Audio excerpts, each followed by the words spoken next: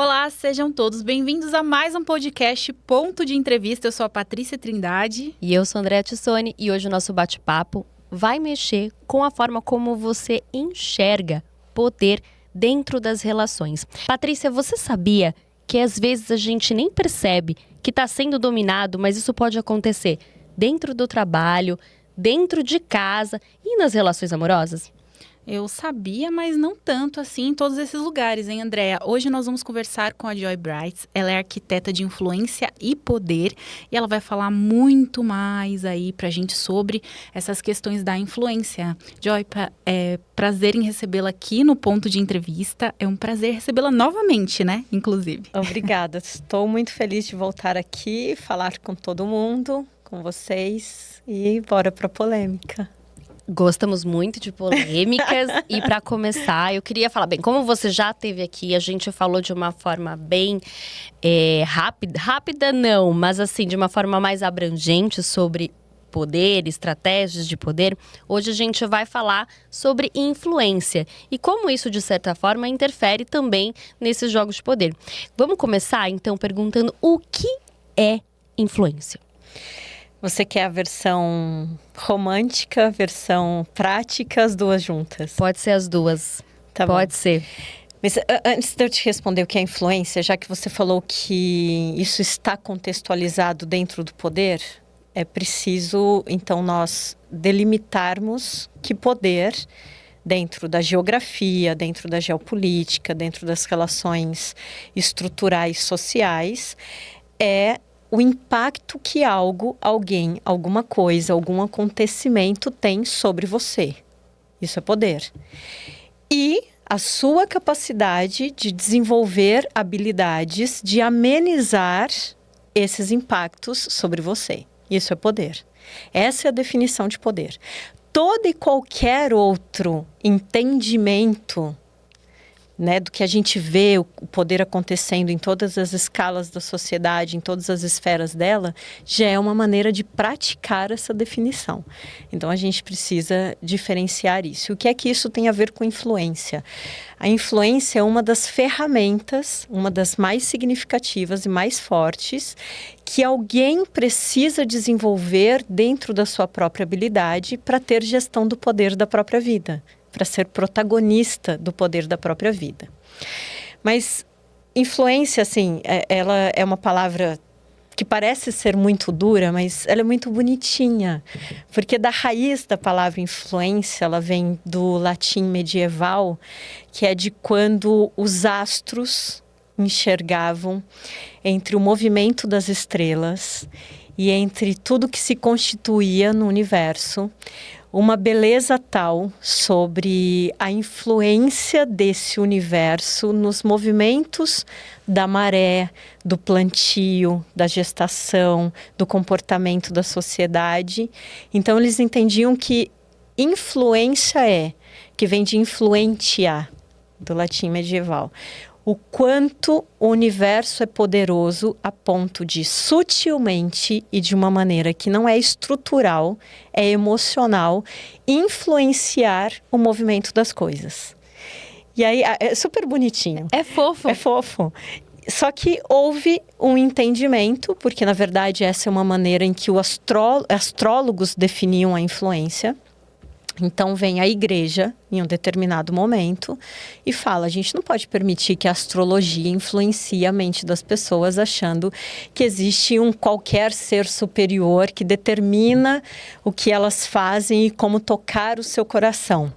Então vem a igreja e determina, dentro do cristianismo, uma evolução, ainda no latim, da definição de influência, que é, não, existe um desígnio, uma definição, uma predestinação divina, que é o dono do universo, para que cada pessoa seja o que ela é na vida. Então vem a igreja e fala assim, não, a astrologia está um pouco equivocada, porque na verdade existe um Deus que domina essa estrela, essa coisa toda, e é na verdade... Quando Deus cria uma pessoa, ele põe o dedinho sobre ela e diz, a partir daquele momento você tem um caminho a ser traçado. Só que esse caminho a ser traçado, a partir dessa definição de influência, ele passa a ser tanto estrutural quanto emocional. O catolicismo traz para a definição de que você precisa ter algo que te coloque controle ou domínio que você está dizendo. E aí a influência, ela deixa de ser profundamente emocional e ela passa a ser estratégica, não só emocional. Daí a gente vem para o conceito moderno de influência, que é uma mescla das duas coisas, mas que tem um elemento extremamente essencial, que vai fazer toda a diferença para como eu me entendo influente, eu me faço influente, que é, ainda que seja predestinado, ainda que seja pré-estabelecido por alguém, por alguma coisa, por algum fato, e aí você começa a perceber que chega muito perto da definição de poder, eu preciso compreender que a influência parte da minha interpretação do que eu faço com isso. Esse é o conceito moderno da influência. Então eu pego toda a minha referência de que existe algo no mundo que me move, que me traz o sentido de ser e existir, e que ele é estruturado depois pelo desígnio de um Deus, de alguém superior que me comanda, e eu entendo que se eu posso ser comandado, eu também posso comandar, porque existe um modus operandi para fazer isso, existe uma maneira de fazer. Mas eu só consigo me entender influente quando eu consigo entender quem eu sou. E aí você volta na definição da influência dos astrólogos, astrônomos, enfim, da época medieval. Essa é a historinha da influência. Eu tô... Pra variar, né? Um pouco. Como assim? Pra variar. Mas incrível. Essa historinha faz todo sentido. Faz, total. Porque você não consegue ser uma pessoa influente no caminho com o outro se você não tiver a mínima honra e o mínimo autorrespeito pelo que você construiu em si como ser, porque senão você tem domínio. Dominar, você põe uma coleira em alguém. A influência não é algo que eu tenho. Influência não é algo que você tem. Influência é algo que alguém te oferece. Ele permite que você receba. E ele permite porque, de alguma forma, a sua presença, aquilo que você irradia de si para o mundo, faz com que ele queira estar perto de você, queira conviver com você e queira ser submisso por vontade própria. Esse é o conceito, já dá uma tese de doutorado. Eu tô aqui, nossa... É profundo. É muito, porque... Eu nunca tinha parado para pensar, realmente, a pessoa oferece isso. Eu vou me permitir que você meio que me comande ali. Nossa, isso é muito... Mas não confunde influência com comando. Clique, sim, eu entendi. Mas... Comando e domínio são desdobramentos táticos da influência. Qual é a diferença entre estratégia e tática? Estratégia é aquilo que eu desenho que deve acontecer dentro da influência que eu quero ter, e a tática é como eu aplico. Então você usa domínio e comando para aplicar influência. Porém, o domínio e o comando, eles não permanecem estruturados por muito tempo dentro de uma relação de você com outra pessoa, se essa influência não for genuinamente aquilo que toca o outro por submissão espontânea. Eu quero estar submetido a essa situação e a essa pessoa espontaneamente. Se é consciente, se não é consciente, a gente pode discutir isso todo no processo da conversa. Mas você dispõe a sua alma, o seu coração, a sua presença a estar submisso espontaneamente à influência daquela outra pessoa. Porque algo nela, nem que seja espelhamento neural, te fez se identificar e querer ser vinculado a ela. Isso acontece na paixão ideológica, na paixão política, na paixão por outra pessoa que você queira namorar. Isso acontece na paixão com os filhos, isso acontece na paixão por aquilo que você cria. É assim que acontece a influência, mas pelo amor de Deus, não fica chocada. Não, é porque agora eu faz muito sentido. Eu queria muito saber agora se isso é consciente ou inconsciente. Porque agora você despertou aqui a curiosidade. De quem? Da pessoa que está ali sendo influenciada. Sendo influenciada. A gente tem que separar a caixinha. Existem pessoas o influenciador. Existem pessoas que nascem com essa capacidade natural de influenciar. É como a habilidade de tocar um instrumento, ou a habilidade de cantar, ou a habilidade de escrever bem, ou a habilidade de falar bem. Existem habilidades que você nasce com ela. E existem pessoas que nascem com essa habilidade da influência porque ela já nasce dona dela própria e dona da consciência de quem ela é. Então, quando ela chega no encontro com outra pessoa, ela gera o que a gente chama de rapport, empatia. Mas são palavras muito superficiais para definir a influência. Porque você pode ter empatia por mim e não querer estar perto de mim, não querer conviver comigo. A influência é muito mais profunda. A influência é sobre submissão espontânea. É sobre você querer estar abaixo daquela pessoa espontaneamente, e esse abaixo não precisa ser pejorativo, mas você quer estar abaixo daquela pessoa espontaneamente porque você entende que ela tem algo para nutrir você. Pode ser um conhecimento específico, pode ser um favor, pode ser qualquer coisa que você tenha para oferecer ou receber daquela pessoa. Então, o influenciador, ele pode influenciar de maneira consciente, porque ele estudou e desenvolveu práticas para isso, e você consegue desenvolver essa habilidade. A gente pode falar sobre isso. E existe o que faz de maneira inconsciente, a habilidade dele. Mas qual é a grande sacada entre essa inconsciência e a consciência? Até o cara que é mais habilidoso em ser influente, ele tem um teto. Porque chega um ponto em que ele precisa se lembrar que qualquer encontro entre uma pessoa e outra pessoa, e entre uma pessoa e circunstâncias, envolvem outros cérebros. E as pessoas não são burras. Elas podem ser ignorantes sobre algumas coisas. E se você quiser ser um influenciador maldoso, você faz a manutenção da ignorância daquele que é submisso espontaneamente. Mas se você quer ser justo, construir um legado, ter uma influência que realmente ganha escalabilidade, que ganha ramificação, e você quer tirar da sua capacidade de influência algo que seja produtivo para o mundo, então você não vai permanecer o outro na ignorância. E aí entra um processo de você desenvolver no outro cada vez mais o desejo da submissão espontânea, porque existe uma relação de ganha-ganha. Então, essa é a caixinha do influenciador.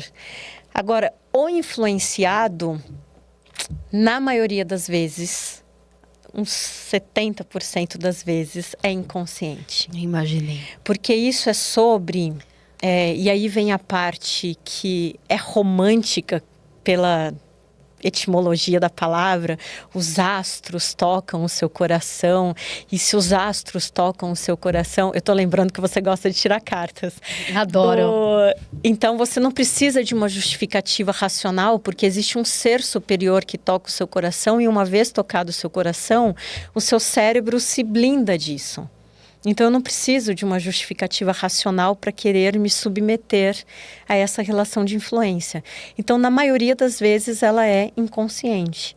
Ela começa a se tornar consciente quando você percebe que nessa troca de relação de influência você ganha alguma coisa. E aí você percebe que você usa quem está te influenciando para poder tirar dele mais do que você estava recebendo. Consigo ser clara? Conseguiu perfeitamente. E aí, nesta consciência, começa uma relação muito interessante de usabilidade e muito perigosa. Por quê? Porque daí ela deixa de ser influência e passa a ser jogo de poder. Ai, gente, isso é tão legal. Porque daí você começa a ter a percepção real de que as pessoas podem ser tratadas como pecinhas de um tabuleiro, de um quebra-cabeça. E se você não respeitar os princípios que eu sempre digo, não faça mal a si mesmo, não faça mal ao outro, não destrua as coisas intencionalmente, você chega a um nível de se apaixonar pelo poder, onde as pessoas deixam de ser seres humanos para você e elas passam a ser peças, a serem peças. Então, a relação é muito sensível e muito delicada. Não deixa de ser extraordinária. Eu achei maravilhoso! Não deixa de ser uma regra, porque o que a gente chama de lei da vida, aquilo que acontece você querendo ou não, eu querendo ou não. A influência é uma das leis da vida, ela vai acontecer. Se você não influencia, você é influenciado. O perigo é você não se dar conta de que é influenciado todo o tempo e não querer influenciar de volta. Porque é uma dança, é como uma dança que pode ser um hip hop completamente complexo ou uma valsa. Isso vai depender de todo o contexto que você quer construir essa relação de submissão espontânea. Eu achei isso genial. Nossa. Tá bom, já dei tela azul. Já tá quase. E a gente acabou de começar só a primeira pergunta. Foi só. Vai. Como alguém perde a influência sem perceber, ganha ou perde, na verdade, né? Não só perde. Mas como isso acontece? Como isso na prática acontece, né? Seja no trabalho, nas relações com a família, né? Enfim. É possível uma pessoa ganhar influência sem perceber. Porque ela pode não ter uma profunda autoconsciência do poder que ela tem como ser humano. Do quão extraordinário ela é, de quais são as características que ela tem que agregam valor à vida das outras pessoas ou aos ambientes onde ela está. Ela pode ignorar as habilidades e as competências que ela tem, porque aquilo é tão natural para ela, ou eu fui contratado para fazer isso, ou eu nasci para isso, eu gosto de fazer isso. E isso deixa o coração da pessoa tão preenchido, porque o resultado do que ela entrega para o mundo deixa a mente dela tão preenchida, o coração tão preenchido, que ela não olha para si. Ela olha só para aquilo que os outros referenciam do que ela faz. E já que influência é uma coisa que eu não tenho, é uma coisa que você me dá, então eu posso conseguir de maneira consciente ter influência. Mas, por incrível que pareça, o mais difícil não é você adquirir influência, é você manter a influência. Então, a sua pergunta sobre a perda da influência, ela é tão pertinente quanto a mais estratégica de todo o processo. Porque se eu não tenho a capacidade de primeiro olhar para dentro de mim e entender o que é que de mim irradia para que as pessoas tenham submissão espontânea. Eu fico repetindo essa frase porque a submissão espontânea é a cola na dança entre a influência e o desejo do outro de te dar o reconhecimento da influência. É porque a palavra submissão me lembra algo pejorativo, Não, né? submissão, da etimologia da palavra, da raiz da palavra, é você estar sob uma mesma missão, sim, direcionada a algo. Esse é o significado da palavra.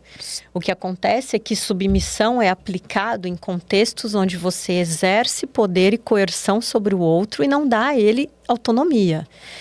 Nas relações de submissão espontânea, o outro entendeu de alguma maneira que ele estar sob uma mesma missão, direcionado para um lugar que você está indo, permitindo que você o comande pela influência que você oferece a ele, em tese, não está sendo nem pressionado, nem dominado de maneira negativa, nem direcionado para um lugar que não é bom para ele. Então, não é errado quando eu falo que Então, não é errado se eu falar que a pessoa está submissa a mim. Ou que eu estou submissa à pessoa. Deixa eu abrir um parênteses aqui. Em relacionamento, principalmente. Porque a gente escuta muito isso, né? Porque a mulher não pode ser submissão. Gente, né? A gente faz aquele jogo. Você pode ser submisso a quem você quiser, inclusive numa relação de casal, os dois podem ser submissos um ao outro, porque é estar direcionado para uma mesma missão. Exato. Só que a questão é que na influência... Vamos pegar esse exemplo de casal, porque... Gostei, porque é uma questão. O negócio é... Importante. Você tá namorando, tá casado com alguém, não importa. Se vocês não têm um acordo de submissão, automaticamente vocês estão indo para o lado oposto. Ou não estão enxergando que querem a mesma coisa. Então, aqui a gente está falando de definição, de dar nome correto às coisas que acontecem no mundo. Tá? Viu, André?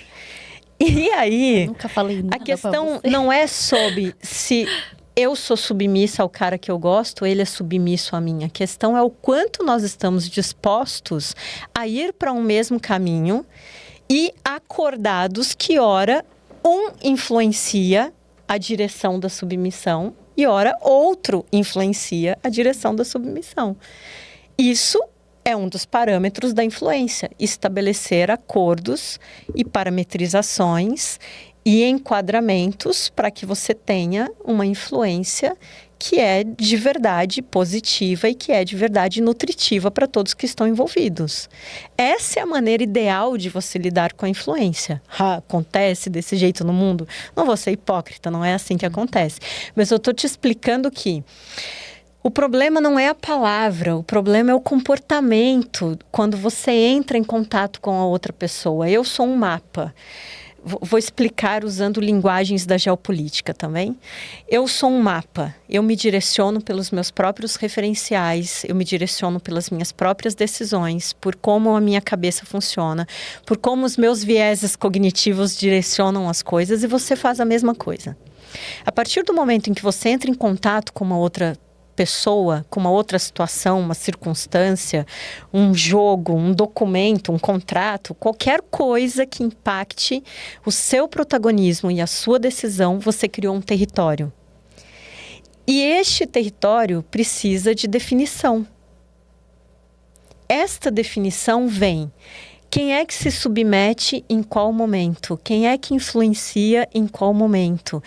O que eu aceito em qual circunstância? O que eu não aceito em qual circunstância?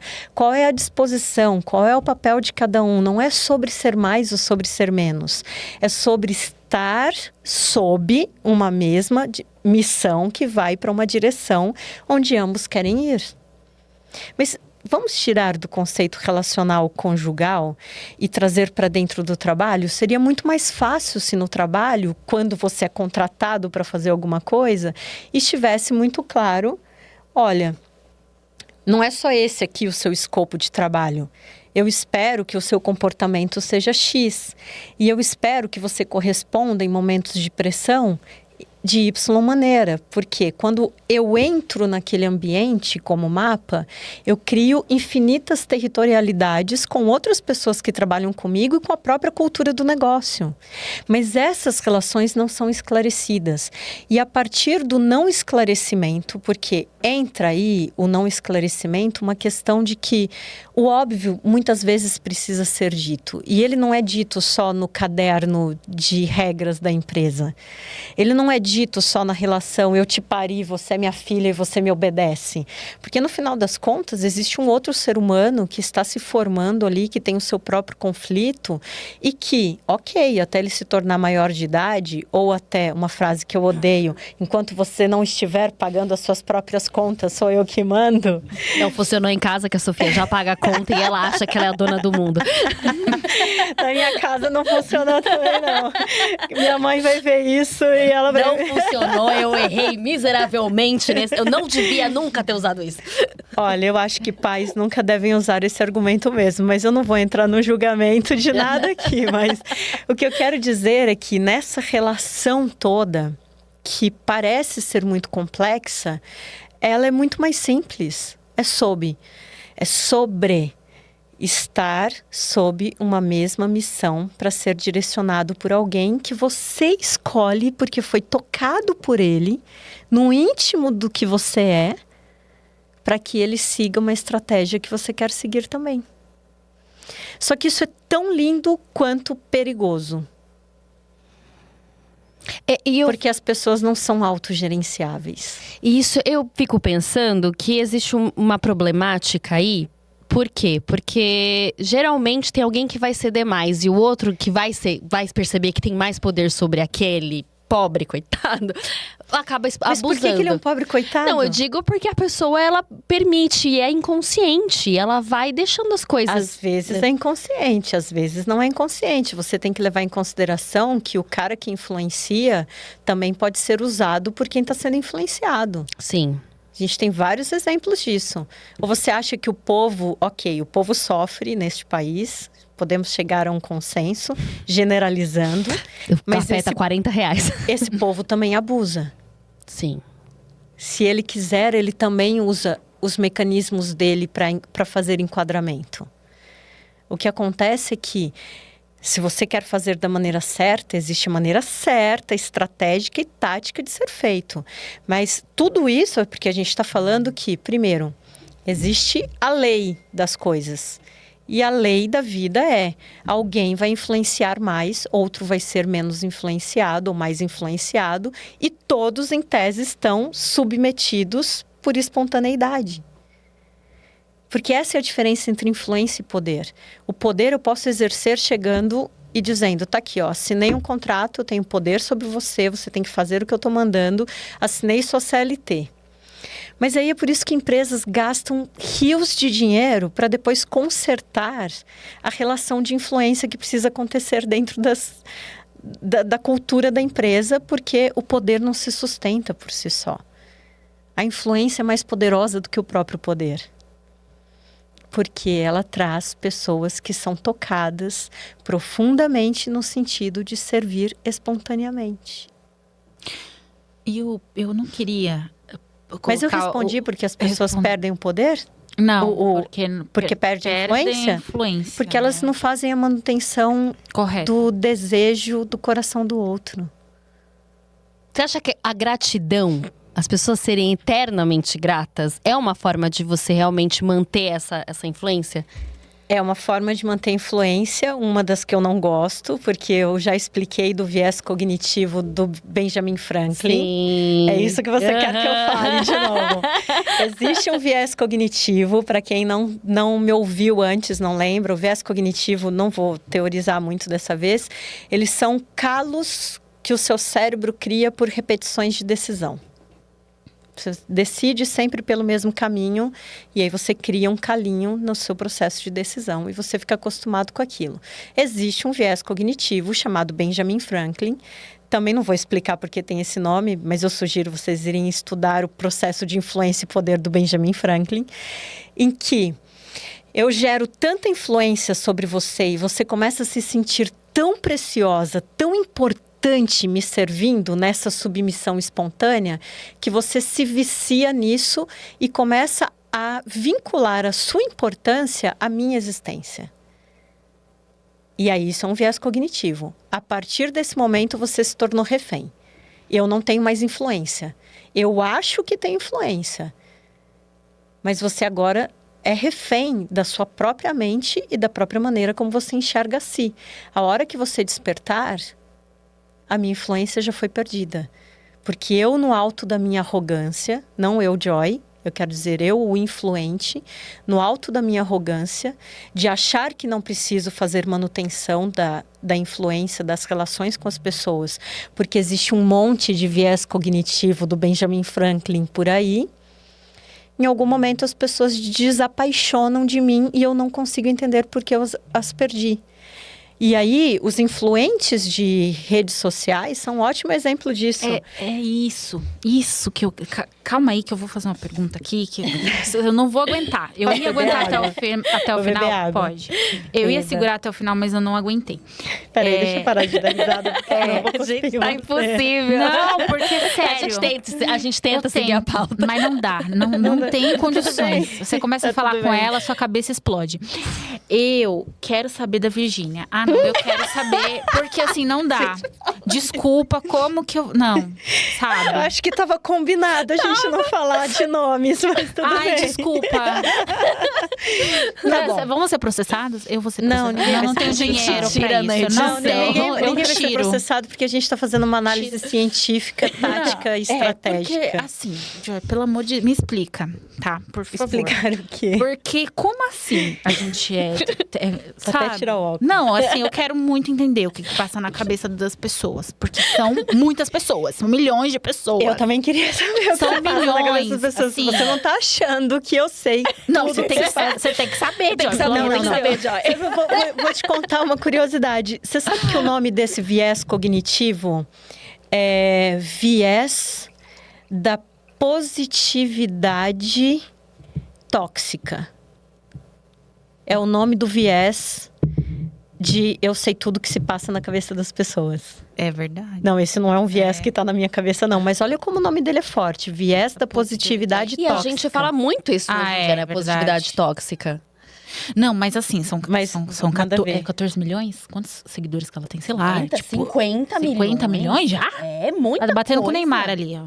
Ela é muito, ela é uma das mais influentes. Ela e o Carlinhos Eu Maia. não sigo a Virgínia. Não, eu também não. Mas eu sei quem ela é. Também não. Mas assim, ela não posta nada de útil. Desculpa, tá? Mas assim, não tem nada. Mas boa, você ser sincericida desse jeito. Não. Existe uma parte do cérebro humano, isso é sério, não é piada, tá? O que eu vou falar, mas vai parecer piada. Existe uma parte da construção da cognição humana que fica no seu lóbulo frontal, aqui na testa, que constrói parte da interpretação de mundo, que esta partezinha existe só para coisas bizarras, inúteis, engraçadas, chamam mais atenção e preenchem mais a dopamina. Dopamina, o hormônio imediato que traz satisfação no cérebro humano, para o corpo humano. Então, essa partezinha do cérebro, coisas inúteis, bizarras, engraçadas, divertidas, alimentam mais a dopamina e chamam mais atenção e submetem mais as pessoas ao desejo de estarem vinculados a alguma outra coisa do que coisas que são eruditas, sérias, profundas e tudo mais.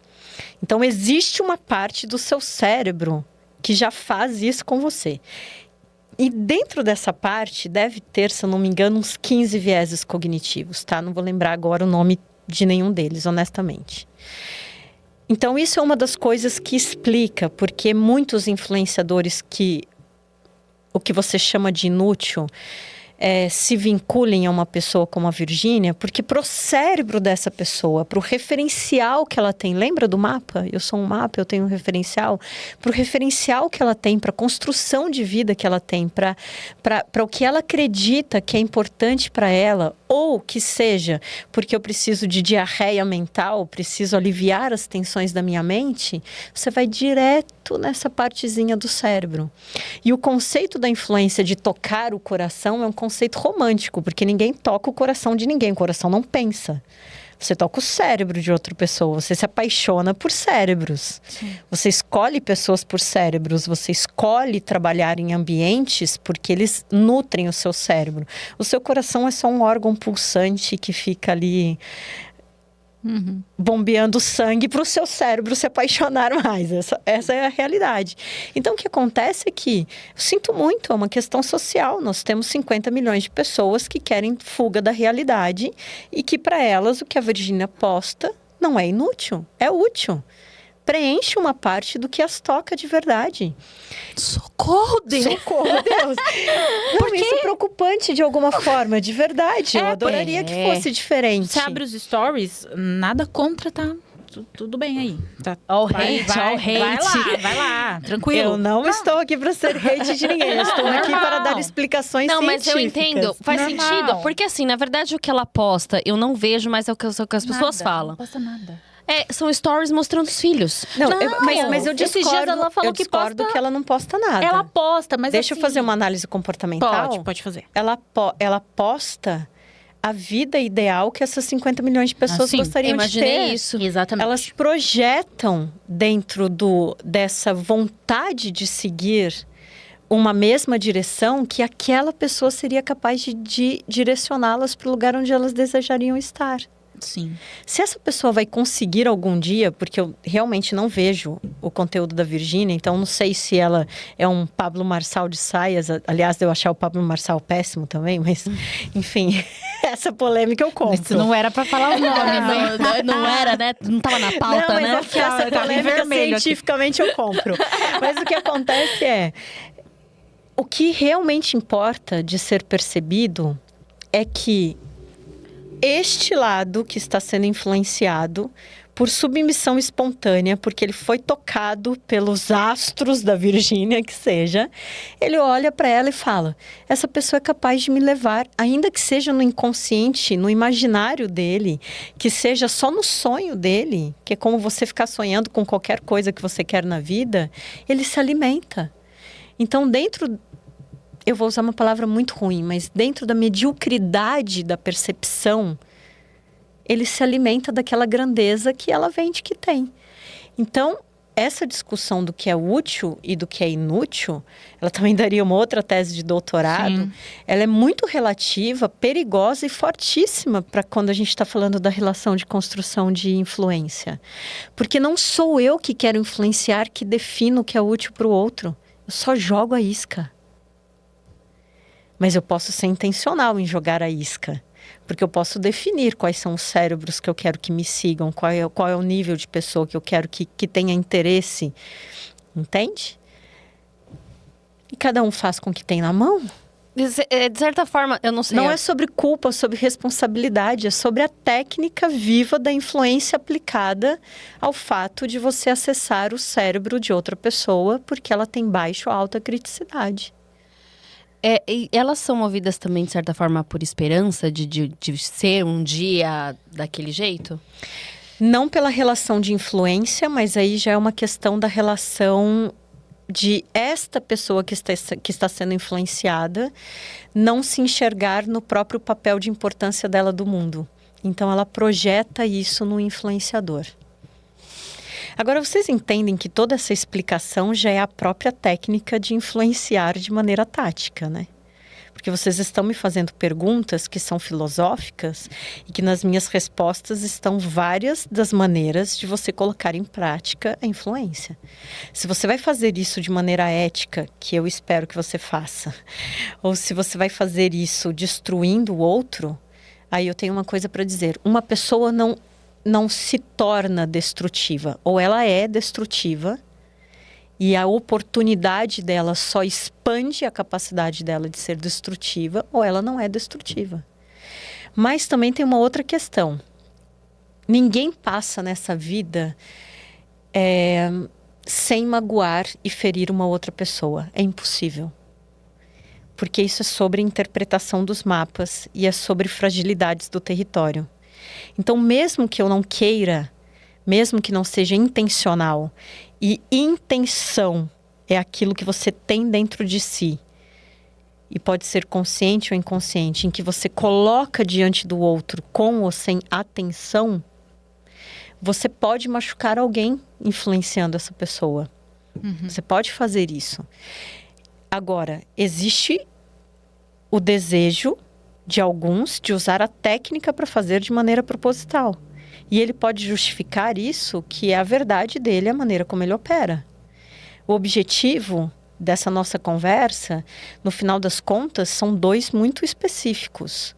Que as pessoas que são influenciadas se despertem para perceber se estão sendo influenciadas de verdade por quem elas querem que entrem na alma delas. E o outro objetivo é que essas mesmas pessoas se despertem para a capacidade de influenciar no seu próprio ambiente. Porque a regra é a mesma, se eu sou presidente da República ou se eu sou dona de casa. A regra é a mesma. Só muda a intensidade e a escala de impacto. Agora eu respondi sua pergunta. Tá. Então... Sim. Muito, muito. Eu tô até... sem palavras. Agora eu queria saber uma coisa. Eu me divirto muito. A gente tá aqui com aquela cara Nazaré Tedesca, assim, Nossa. fazendo um monte de mapa na minha cabeça. A influência, ela começa antes da fala? Com posturas, gestos? Como que se inicia, assim? Até porque você disse pra gente identificar se a gente está sendo influenciado ou não. Ou se tá influenciando Ou também. se tá influenciando. Ela começa antes de você falar? A influência começa tanto antes da fala que ela começa antes de você conhecer o próprio influenciador. Ué. Te explico. Você já está suscetível a querer estar submetido a alguém ou alguma coisa. Quando eu escolho que eu quero amar alguém, eu já estou permitindo que alguém me influencie, mesmo sem conhecer essa pessoa. Eu já tô aberta ali a isso. Exatamente. Então, mas eu tenho regras. Quando eu quero o emprego dos sonhos e eu estabeleço aquilo que eu quero para mim, eu já estou aberto a ser influenciado por alguma coisa que vem escrito como job. E aí eu decido se eu quero ir ou não. Então a influência é muito anterior de você conhecer o influenciador e saber que ele existe. É só uma questão de match depois. E isso é tão estratégico que todo influenciador consciente, estrategista, um bom tático, ele sabe disso e ele começa a pesquisar onde estão as fragilidades, as vulnerabilidades, as forças, os desejos e outros requisitos básicos da influência daquele que ele ainda não conhece, que ele vai atrair para ele mesmo. Então, essa coisa de a maneira como você se veste, a maneira como você se fala, pelo amor de Deus. É óbvio que a gente gosta de pessoas que são cheirosas, bem vestidas, bons empregos, receber bem um bom salário. A gente gosta que os nossos sonhos sejam compatíveis com aquilo que a gente faz na vida, ainda que adultos tenham que fazer o que precisa ser feito. A gente quer que os nossos sonhos sejam realizados dentro do tempo que a gente precisa. A gente quer tudo isso. Mas a bem da verdade é que, dependendo da profundidade de vulnerabilidade que o seu desejo de estar submetido por espontaneidade por alguém que te guie é mais ou menos elástico, mais ou menos frágil, você cai ou não cai numa pegadinha.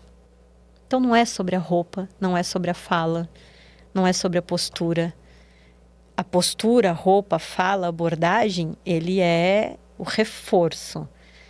É quando você está adestrando o seu cãozinho e quando ele acerta o movimento, você fala, toma aqui um petisco. Entendeu? Então, se você gosta de caras que têm cabelo comprido, obviamente você estará em estado de atenção elevada para os caras de cabelo comprido. Sim. Porque você quer se submeter a caras de cabelo comprido. Mas isso não quer dizer que outras características não possam trazer para você... Tá bom, eu abro mão desse cabelo comprido, porque já fiz coisas. Isso algumas vezes, já abri mão de algumas coisas, o critério mudou. Isso é sobre, de novo, o quanto tempo você fica numa relação, quando você se desvincula dos seus pais, o quanto você tem boas relações com as pessoas, o quanto você constrói planos de longevidade para os seus projetos, para os seus sonhos, o quanto você transiciona a sua carreira de maneira estratégica ou não, o quanto você, dentro dos ambientes, tem a capacidade de ser visto, percebido e ouvido. Porque você primeiro precisa entender o outro que você quer atrair para ser influenciado por você, para colocá-lo sob submissão espontânea, para você conseguir atingir o seu objetivo de levá-lo para a direção que você quer que ele vá. Não importa o seu objetivo aqui. Vocês podem perguntar objetivos, eu posso responder mais especificamente. Mas tem uma coisa aqui que eu falei no começo do podcast, que é: se você não souber quem você é, se você não reconhecer minimamente o poder que você tem, se você não tiver capacidade de autorrespeito da sua própria história, das dores que você tem, porque todos nós somos paredes esburacadas muito bem cuidadinhas. Porque não passamos nessa vida sem sermos machucados e sem machucar os outros, você vai levar uma influência esquizofrênica para o ambiente. Porque você não reconhece quem você é, então você não toca o outro da maneira como você quer tocar. Até para bizarrice isso é uma regra. Não tem um papel. Pode ver pra gente que anotar. Tudo bem, eu não sigo. Não, porque preciso anotar isso que você falou. Eu guardei a caneta. Caramba, agora que precisava mas dela. Deixa eu fechar esse raciocínio, porque a Virgínia era o modelo ideal de casamento para uma galera aí. Sim. E quando ela se divorciou, ela teve um trabalho não muito pesado de relações públicas para consertar. Casamentos acabam, pessoas se decepcionam, tanto quanto você se decepciona. Olha que discurso simplista para consertar um... modelo? Não, para consertar um agente não administrável no discurso que ela usa de influência. Sim, porque ela usa muito o modelo de família perfeita, ideal. Usava, né? Usava. Então. Eu vou até... A Joy, ela sempre deixa a gente assim, meio perdido. A gente fica... Mas eu queria... Eu tô bebendo várias vezes. Saber quais são os comportamentos que sabotam a nossa influência no dia a dia. Porque você falou que se a gente se a gente não influencia no local que estamos, automaticamente já somos influenciados e não tomamos ali a frente de fazer algo. Mas às vezes a gente não faz isso pensando, né? Não faz isso de maneira racional. Na maioria das vezes Na maioria. é inconsciente. E aí eu queria entender, quando a gente está fazendo isso de forma racional, né? Pensando ali, quero influenciar as pessoas da minha rede, por exemplo. Quais são os comportamentos que podem nos sabotar? O comportamento que eu não devo ter, o primeiro deles é não decidir conscientemente me relacionar com os outros. O que eu quero dizer com isso? É inevitável, você precisa se relacionar com as pessoas e você vai construir territorialidade com elas, certo? Mesmo que você esbarre com a tiazinha do café, que aliás é uma das pessoas mais importantes dentro da empresa. Não porque ela serve o café, mas é porque ela ouve tudo de todo mundo sem que as pessoas percebam que ela está ali. Então, quando você não tem a sensibilidade de perceber que relacionar-se com o outro no território dele chega a este nível de profundidade, eu preciso ver as pessoas. Eu preciso enxergar elas. Se influência é um desígnio, é uma determinação astral ou é uma estratégia de tocar as pessoas, você não pode deixar de ver as pessoas. Essa é a primeira coisa. Você tem que ir para o seu ambiente decidido a ver as pessoas. E ver as pessoas exige de você um segundo ponto, que deveria ser o primeiro, mas eu inverti de propósito para vocês entenderem o gancho, que é, para ver o outro eu preciso parar de me ver. Eu só consigo reduzir o meu julgamento sobre as coisas e aumentar a minha flexibilidade sobre as coisas quando eu paro de me olhar para permitir que o olhar do outro seja o meu próprio olhar. Então, se eu quero influenciar alguém, eu tenho que escolher enxergar essa pessoa. E enxergar essa pessoa significa ouvir, falar, construir diálogo, ter bastante escutativa. O que ela está falando? E às vezes ela não está falando nada para você, mas ela está falando sobre ela no ambiente. E você vai montando um quebra-cabeça. Só que como nós temos a tendência, porque existem pelo menos uns 30 vieses cognitivos que nos levam a ouvir o que o outro diz e interpretar a nossa maneira. E somado a esses vieses cognitivos, nós temos todo o nosso referencial de mundo, de dor, de existência, de sucesso e a minha capacidade ou incapacidade de reconhecer quem eu sou e tudo que eu já falei aqui, você não reduz o seu julgamento. Então, você vai distorcer tudo que você está vendo naquela pessoa. E se você distorce essa pessoa, você distorce a sua influência e aí você não cria territorialidade. Então, esses são os dois princípios, os dois comportamentos. Eu tenho que querer me relacionar com essa pessoa, com escutativa e querer me relacionar comigo mesmo. Relacionar-se consigo mesmo exige 3 coisas.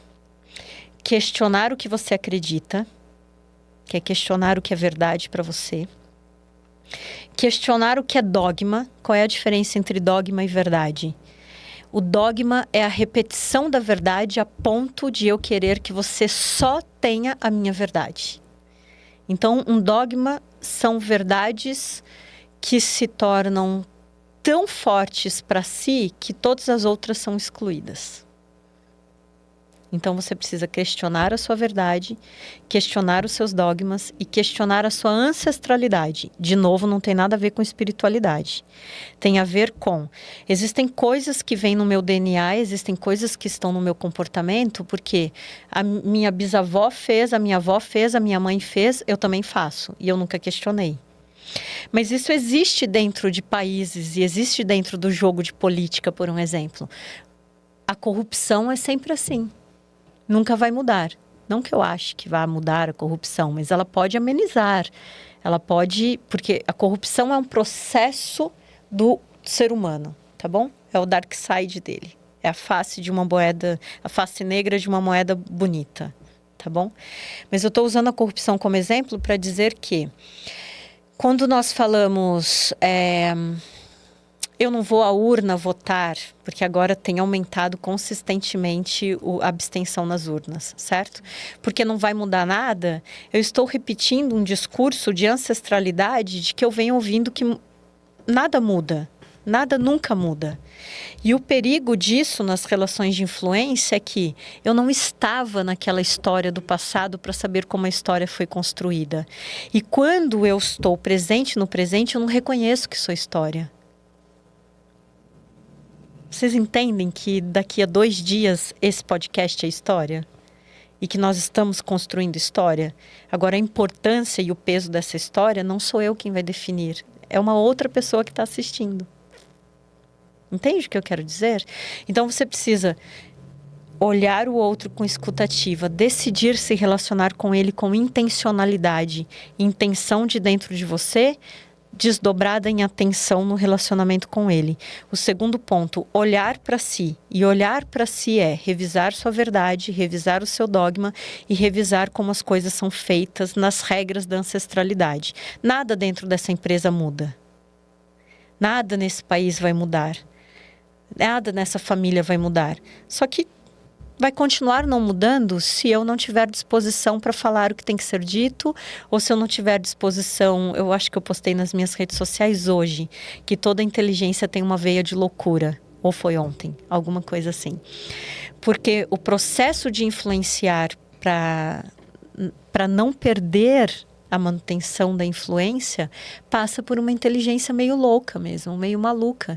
Você precisa confrontar as verdades que estão sendo construídas no território. E é isso que faz um influente cada vez ser mais influente, porque ele vai nutrindo cada vez mais as pessoas e aumentando a régua delas. Só que daí vem a terceira regrinha. Você não pode ultrapassar o tempo que as pessoas suportam para serem esticadas. Não é o seu tempo das coisas. É o tempo equilibrado entre o que você quer influenciar e o que as pessoas suportam. E para isso você precisa de estratégia. E aí entram outras regras. Não deixe de ter uma estratégia a longo prazo. Não deixe de ter uma estratégia a curto prazo, que é... O longo prazo nada mais é do que o dia a dia sendo bem feito com consistência. Então, se você não olha o outro, não olha para si, não se relaciona com o outro, não faz o que tem que ser feito no dia a dia com consistência, você não vai fazer manutenção da influência. E aí você finge que é influente porque tem um monte de baba-ovo falando que você é lindo, que você é extraordinário e tudo mais. E que tá tudo bem, né? Porque a influência, no final das contas, é validado pelo mundo externo mesmo. Mas é delicado? É um copo de cristal muito sensível e uma dança muito orquestrada. Não dá para ficar pisando no pé da outra pessoa o tempo inteiro nessa dança da influência. Porque a gente pode perder, né? Você já deixou claro que existe essa possibilidade de você perder a influência. Tem. Então, resumidamente, você perde a influência quando você para de se importar. Quando você se acha tão importante que você para de se importar com o outro. Isso faz muito sentido. Faz, total.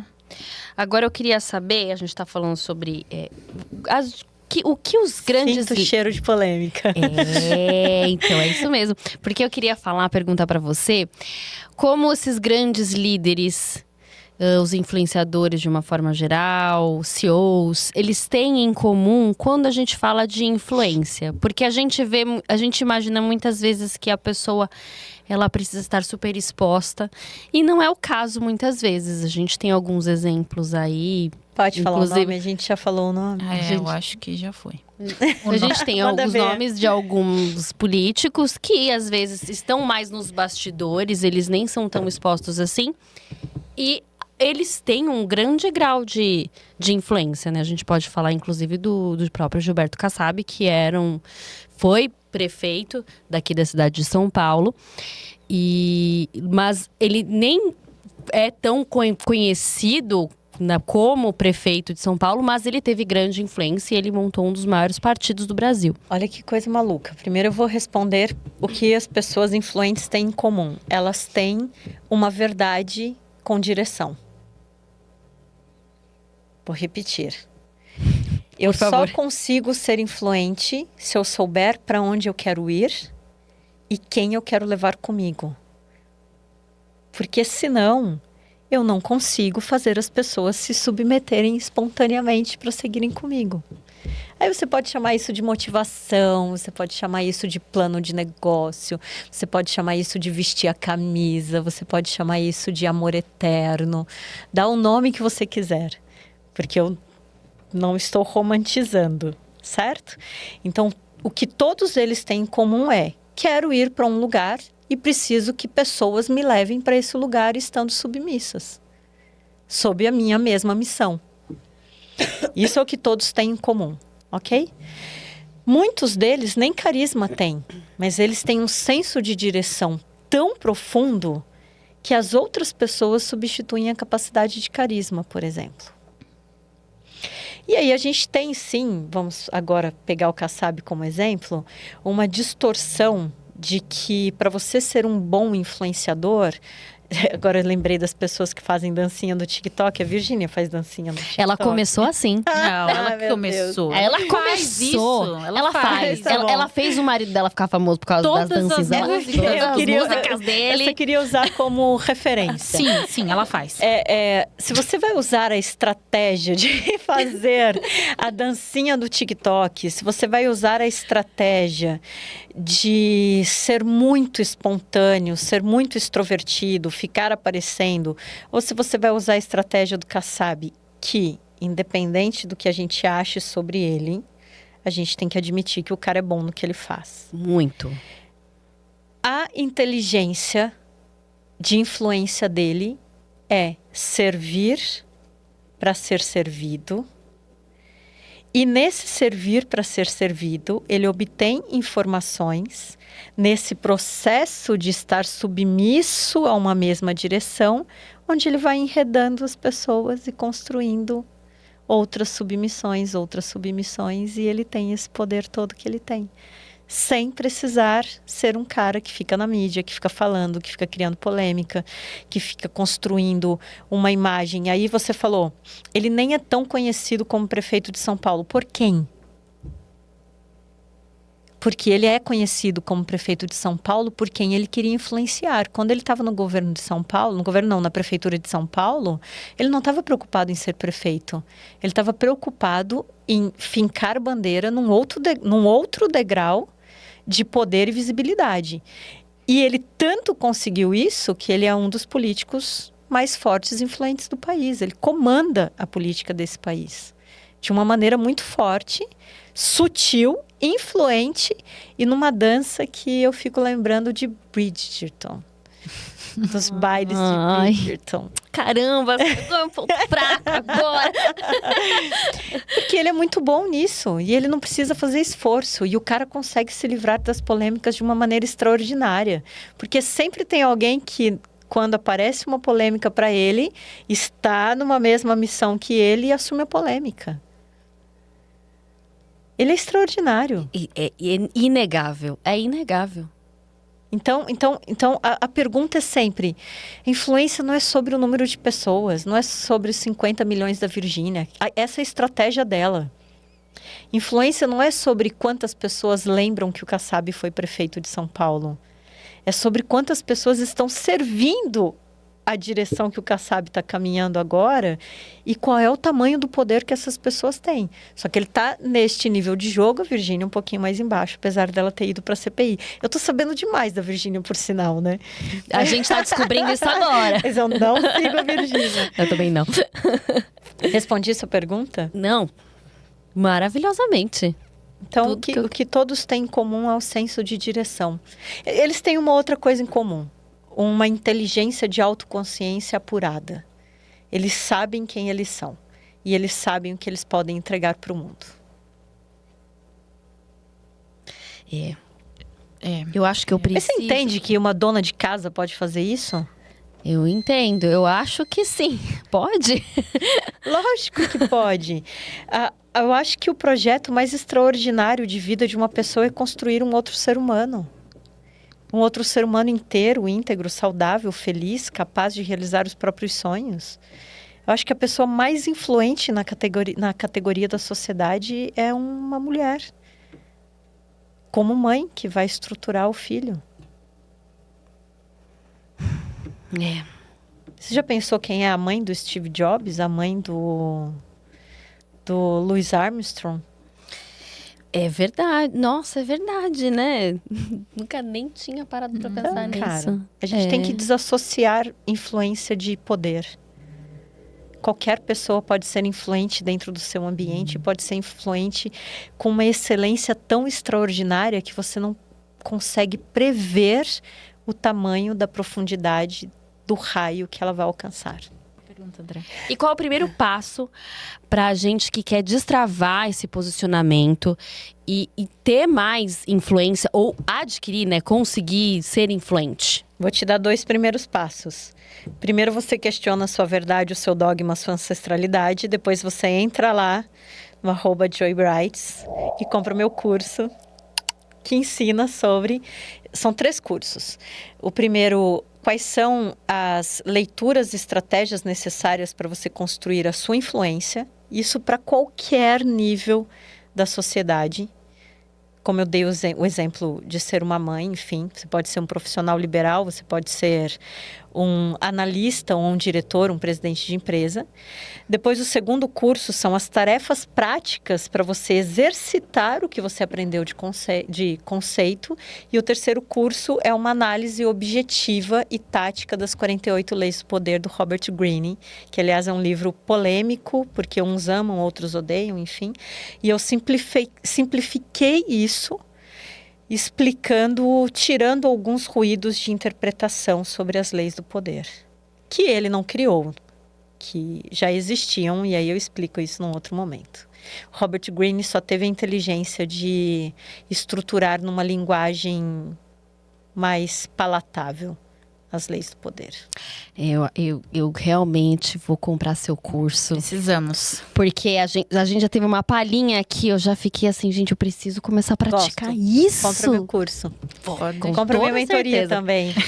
Vamos, vamos mesmo, Vai. porque a gente precisa. Precisamos. Nossa Senhora, agora ninguém mais segura a gente, Patrícia. Não vai. Amém. Vai dar pra ninguém. Não vai ter pra ninguém. Muito bem. Então, vamos encerrar esse bloco aqui, que a gente quer agradecer por essa aula, porque eu tô aqui raciocinando ainda, não desceu tudo, porque é muita informação boa.